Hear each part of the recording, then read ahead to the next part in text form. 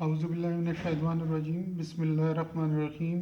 Dear students, I am Mohammad Ishfaq Khan, your computer science teacher with lecture number 17. As you know that we are discussing about the different phases or steps of SDLC. In our previous lecture we had discussed about the phase of design phase of SDLC, and in our today's lecture we will discuss about two more phases of SDLC, which are construction or coding phase, and number two testing or verification phase. یعنی آج کے lecture میں ہم S D L C کے مزید دو phases کے متعلق discuss کریں گے، جس میں پہلے نمبر پہ ہم کنسٹرکشن یا کوڈنگ فیز کے متعلق ڈسکس کریں گے، اور پھر اس کے بعد ٹیسٹنگ یا ویریفیکیشن فیز کے متعلق ڈسکس کیا جائے گا. So please open your book page number 31. جیسے آپ دیکھ رہے ہیں کہ آپ کے سامنے لکھا ہوا ہے کہ during the construction phase developers execute the plans laid out in the design phase. یعنی کنسٹرکشن فیز کے دوران ڈیولپرز کیا کرتے ہیں، یعنی آپ کے جو ٹیم کے ڈیولپرز ہوتے ہیں وہ ان پلانس کو ایگزیکیوٹ کرتے ہیں جو آپ نے ڈیزائن فیز کے دوران تیار کی ہوئی ہوتی ہے. یعنی آپ نے جو الگوریتھم اور فلو چارٹ ڈیزائن فیز میں بنائے ہوئے ہوتے ہیں، ان پلانس کو وہ کوڈ کی شکل دینے جا رہے ہوتے ہیں کنسٹرکشن فیز میں یا کوڈنگ فیز میں. The developers design the data base. یعنی سب سے پہلا کام وہ کیا کرتے ہیں کہ اگر آپ کے سافٹ ویئر کے لیے ڈیٹا بیس کی ضرورت ہے تو اس کے لیے وہ ڈیٹا بیس ڈیزائن کریں گے. Generate the code for the data flow process and design the actual user interface screens. یعنی جو ڈیٹا فلو پروسیس ہوگا اس کے لیے وہ کوڈ لکھیں گے، اور جو ایکچوئل یوزر انٹرفیس ہوگا اس اسکرین کا اس کے لیے وہ کوڈ لکھیں گے. یعنی ان شارٹ آپ کہہ سکتے ہیں کہ جو کنسٹرکشن یا کوڈنگ فیز میں سارا یعنی کہ جو پروگرام ہوتا ہے اس کو کوڈ کی شکل دی جاتی ہے. During the construction phase test data is prepared. یعنی کنسٹرکشن فیز میں ایک اور کام بھی آپ کرتے ہیں کہ آپ نے جس ڈیٹا کے ساتھ اپنے سافٹ ویئر کو ٹیسٹ کرنا ہوتا ہے، ٹھیک ہے، وہ ڈیٹا آپ پریپیئر کرتے ہیں and processed as many time as necessary to refine the code. اور پھر اس ڈیٹا کو اپنے بنائے گئے سافٹ ویئر کی مدد سے یا جو کوڈ آپ نے لکھا ہوا ہوتا ہے اس کوڈ کی مدد سے آپ بار بار پروسیس کرتے ہیں. جب اس ٹائم تک پروسیس کرتے رہتے ہیں، یعنی اس ٹائم تک اس ڈیٹا کی مدد سے اپنے کوڈ کو ایگزیکیوٹ کرتے رہتے ہیں جب تک آپ کا ڈیٹا جو ہے وہ آپ کا جو سافٹ ویئر ہے یا آپ کا جو کوڈ ہے وہ بالکل غلطیوں سے پاک نہ ہو جائے.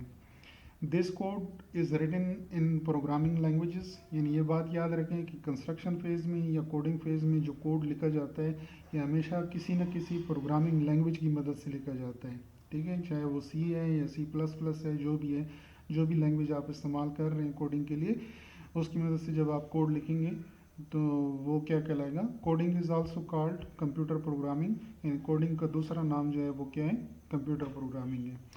اب ایز یو نو دیٹ کہ ان اور پریویس لیکچر میں نے آپ کو ایک ایگزامپل کے طور پر ایک پروجیکٹ دیا تھا، students examination system development project کا، اور لاسٹ لیکچر میں ہم نے اس کا ایک چھوٹا سا یعنی اس پروجیکٹ کے ایک چھوٹے سے پارٹ کا فلو چارٹ بنایا تھا اور الگوریتھم لکھا تھا.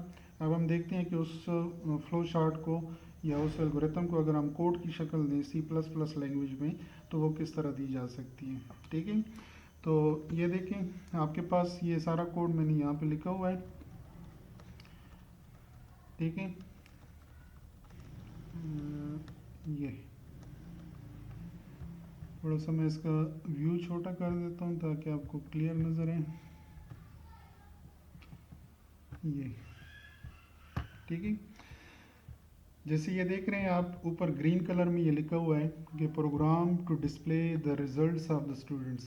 ٹھیک ہے، یہ آپ دیکھ رہے ہیں کہ یہ فارورڈ سلیش اور اسٹیرک اور پھر اسٹیرک اور فارورڈ سلیش کی مدد سے لکھا گیا ہے. یعنی اس کے اندر یہ لکھا گیا ہے اور یہ گرین کلر میں ڈسپلے ہو رہا ہے. تو یہ کومنٹس ہیں، ٹھیک ہے، یہ نان ایگزیکیوٹیبل اسٹیٹمنٹس ہیں آپ کے پروگرام میں. ٹھیک ہے، پھر اس کے بعد جو دو لائنیں ہیں آپ کے پاس یہ والی include iostream dot h اور h include conio dot h. جیسے آپ دیکھ رہے ہیں کہ آپ کے سامنے میں نے یہ دونوں بریکٹ کے اندر انکلوز کیے ہیں اور اس کو میں نے آگے نام دیا ہے ایڈر فائلز کا. یہ دونوں کیا ہیں، ایڈر فائلز ہیں. ایڈر فائلز جو ہوتے ہیں یہ کسی بھی پروگرامنگ لینگویج میں پری ڈیفائنڈ فنکشنز ہوتے ہیں، ٹھیک ہے، یعنی جو ان پٹ اور آؤٹ پٹ فنکشنز آپ استعمال کر رہے ہوتے ہیں. اب جیسے اس پروگرام میں آگے آپ دیکھیں کہ سی آؤٹ فنکشن ہے یا سی این فنکشن ہے، ٹھیک ہے، یہ گیچ فنکشن ہے. تو یہ فنکشن آپ نے استعمال کیے ہوئے ہیں.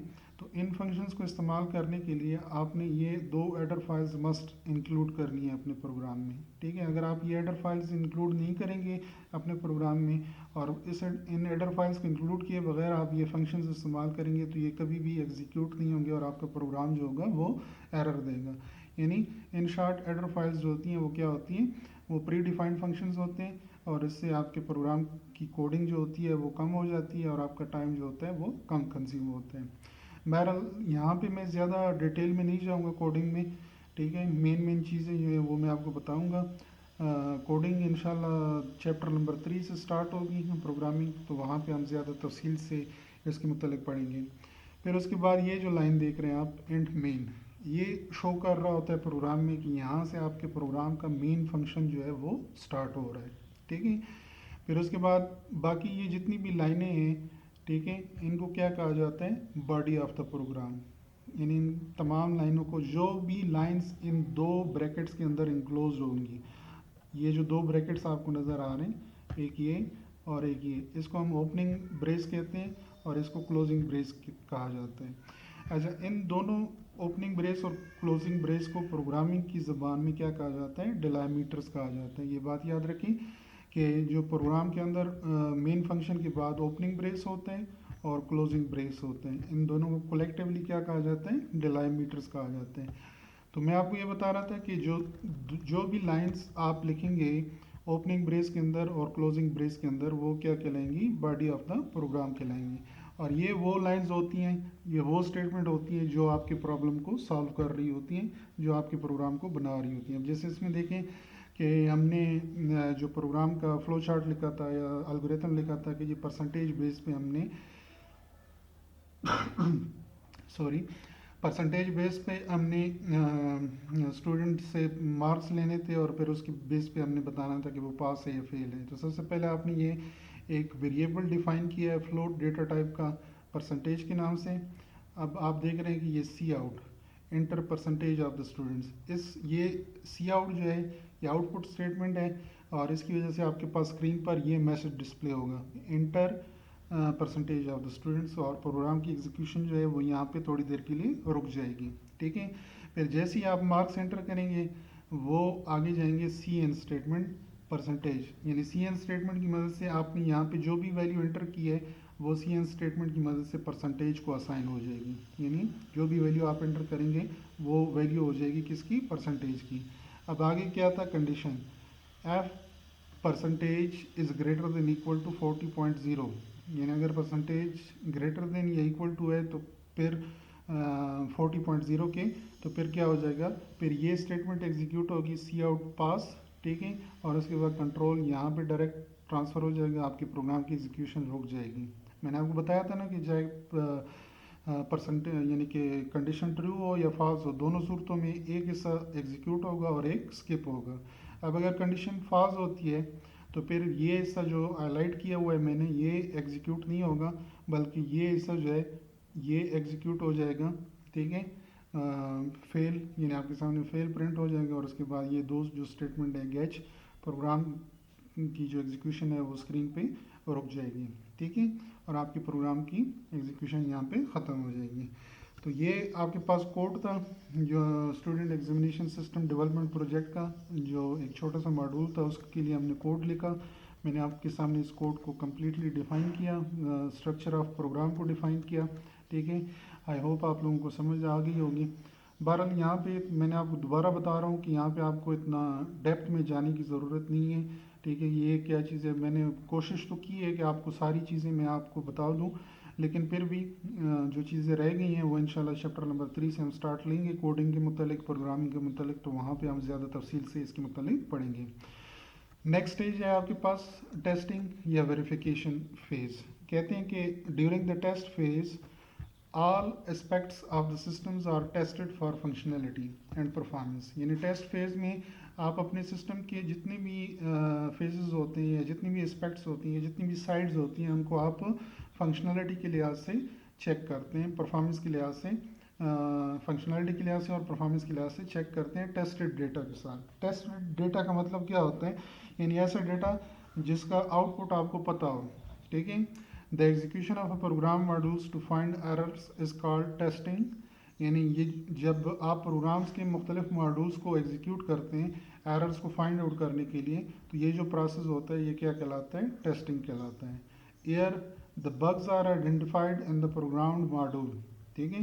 यानी टेस्टिंग की मदद से आप अमूमन क्या करते हैं कि आप अपने प्रोग्राम बनाए गए प्रोग्राम के मॉड्यूल्स में बग्स फाइंड आउट करते हैं। बग्स मीन्स एरर्स, ठीक है।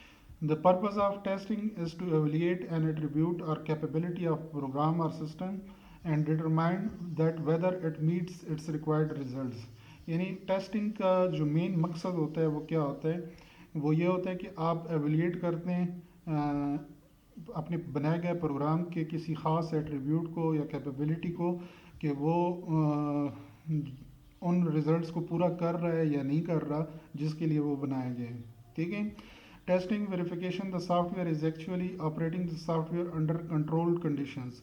ये बात भी याद रखें कि टेस्टिंग या वेरिफिकेशन जो होती है सॉफ्टवेयर की वो अमूमन होती है कंट्रोल कंडीशन के ज़रिए से। कंट्रोल कंडीशन से मुराद ये है कि आप अपने प्रोग्राम को हमेशा टेस्टेड डेटा के साथ चेक करते हैं, यानी ऐसा डेटा के साथ चेक करते हैं जिसका आउटपुट आपको मालूम हो। It is the process of checking the items for consistency by evaluating the results against pre-specified requirements.